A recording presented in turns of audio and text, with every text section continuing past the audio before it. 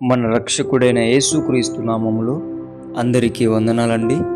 ఈరోజు దేవుని మాటలు సంఖ్యాకాండము 12వ అధ్యాయము 7వ వచనము. అతడు నా ఇల్లంతటిలో నమ్మకమైన వాడు.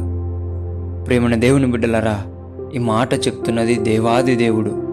ఎవరి గురించి అంటే మోషే గురించి. మోషే దేవుని ఇల్లంతటిలో నమ్మకమైన వాడంట.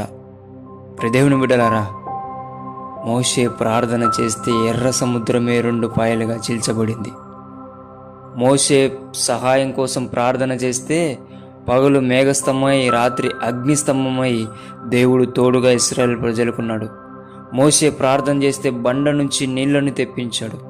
ప్రియ దేవుని బిడ్డ, దేవుని పనిలో నీవు నమ్మకముగా ఉన్నట్లయితే నీవు ఏ ప్రార్థన చేసినా అది విజయవంతముగా మారుతుంది. ఏ ఇంటిలో అడుగుపెట్టినా ఆ ఇల్లు రక్షింపబడుతుంది. ఎవరి గురించి మొర్రపెట్టినా ఆ కుటుంబం పరలోక రాజ్యంలో కనబడుతుంది.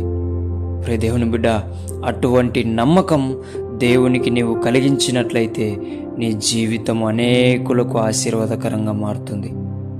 ప్రతి ఒక్కరూ కూడా మోషేలాగా దేవుని పనిలో నమ్మకంగా ఉంటూ ప్రతి ప్రార్థనకు విజయము సంపాదించుకోవాలని దేవుని పేట మనవి చేసుకుంటున్నాను. దేవుడి మాటలను దీవించునుగాక.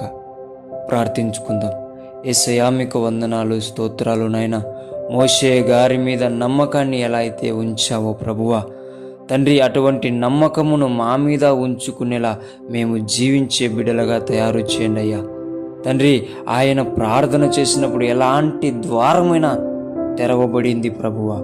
అటువంటి బిడ్డలుగా మమ్ములను కూడా తయారు చేయమని యేసు నామములో నీ పనిలో నీ పరిచర్యలో నమ్మకమైన బిడ్డలుగా మమ్మల్ని లేవనెత్తమని యేసు నామములో ప్రార్థిస్తున్నాము తండ్రి. ఆమేన్.